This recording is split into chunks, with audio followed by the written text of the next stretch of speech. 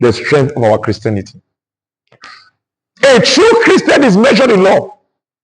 See the suffering Jesus Christ went through, but yet did not deny the cross because of the love of man that was killing him. Somebody will only slap you on the one side like that, you will want to bring hell upon the man. But these are people countering to kill the one that has come to save them. You have not even come to save that person. You only have your business rival based on your interest. You want to kill that person. But Jesus Christ came to save the people, and the people choose to kill him. But yet he still loves the people. Hallelujah. It says, greater love has no man than this. Hallelujah.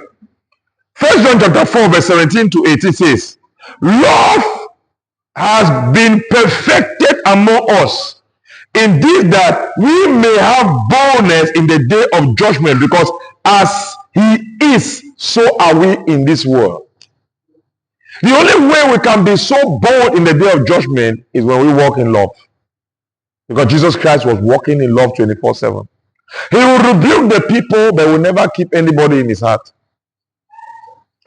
Jesus had no grudges with anyone. It says, there is no fear in love, but perfect love casts out fear, because fear involves torment, bondage. But he who fears has not been made perfect in love. So the reason why you are afraid of circumstances, you are afraid, to help somebody, you are afraid to give tithe, you are afraid to give offering, you are afraid to be a blessing, you are afraid to give somebody that your last pot of soup, is because you don't walk in love. You don't know what love actually is. It's a perfect love casts out fear. That thing that makes you to be afraid to the level where you cannot give to God what is valuable. When you come to love God, that fear will be taken away from you. Am I saying something? The Bible says God has not given us the spirit of fear, but he has given us the spirit of love.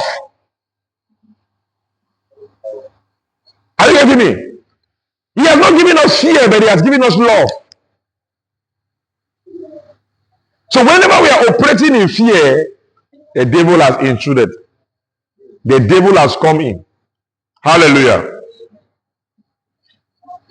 Because the devil is the one responsible for fear. What God is responsible is for love. Remember Jesus' last words before he leaves this world. His last commandment that he gave the disciples is to give them one commandment. John chapter 13, verse 34 to 35. He says, a new commandment I give to you, that you love one another as I have loved you, that you also love one another. He said, by this, all will know that you are my disciples, if you love one another. Hallelujah. So the way we know that you are truly the follower of Jesus, if you love one another. It's not talking about love one another in church. It's talking about love one another anywhere. That is what will make the world to know that you are a child of God. So if you have to be perfect, ask yourself, in any decision you are about to make, am I operating in love? A lot of things was explained in this passage to make you to understand whether you are actually operating in love or not. Are you getting me? It says, you have heard that it was said, an eye for an eye. Do me, I'll do you. That was what was said. So if you are into do me, I'll do you, you are not walking in love. Because if Jesus Christ had done that, he would not have paid the price for us. So God is not into revenge. Because here, the devil wants to put you in a fight. Tell your neighbor, the devil wants to put me in a fight. But I will not fight that fight. The devil is always there to put us in a place where we will fight. Somebody will push you to the wall because he wants you to react. It is the devil. When you react, then that time you discover that it is going to a certain level where you cannot handle it anymore. You can see this in some of your neighbors and some of your friends. They always want to push you to fight. But God says, don't fight. Ignore the devil. Ignore him.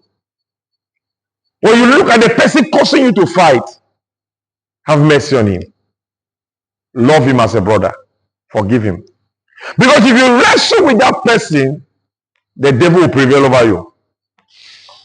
Are you getting me? Because God has said we should be perfect as he is perfect. He said, but I tell you not to resist an evil person. He's not talking about resisting evil, but an evil person. You have to resist evil because when that person is coming to you to attack you, it's the evil that you are resisting. Don't attack the person. But don't resist, don't attack the evil. But don't resist the person, like to say, don't hate the person. The hardy one, you all call my name for that side. When you just see, so you just turn your face for bush. This one go talk, say this, so I don't take some money this, I don't take some money this. And no one just see. You are not resisting an evil person. God says don't resist an evil person, but resist by the devil. When it comes to mankind, God says love your neighbor as yourself.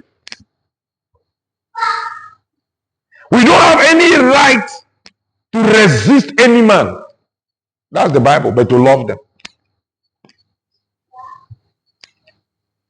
Resisting here is talking about bitterness. I'm not saying that you make friends with anybody, no. But you should not be offended and carry grudges about any man, especially when it has reached the level of revenge, anger. All this eye for an eye is as a result of bitterness. Are you getting me? Because when you are angry, you want something bad to happen to that person. It may not be you directly, but if you hear somebody gives you a bad news, you'll be happy. But God does not expect us to expect bad news from the people that have hurt us. It says, perfect love casts out fear. See, brothers and sisters, we are bigger than the devil. All these devices of the enemy to make us to hate people, we are bigger than it. That's why when we are praying, our prayers will determine our attitude. The way you pray will determine how you behave. When you pray prayer like this, no weapon formed against me shall prosper. They will gather, they will scatter. No weapon formed against me shall prosper. They will gather, they will scatter. Any tongue that rises up against me in judgment, I condemn it. When you pray prayer like this,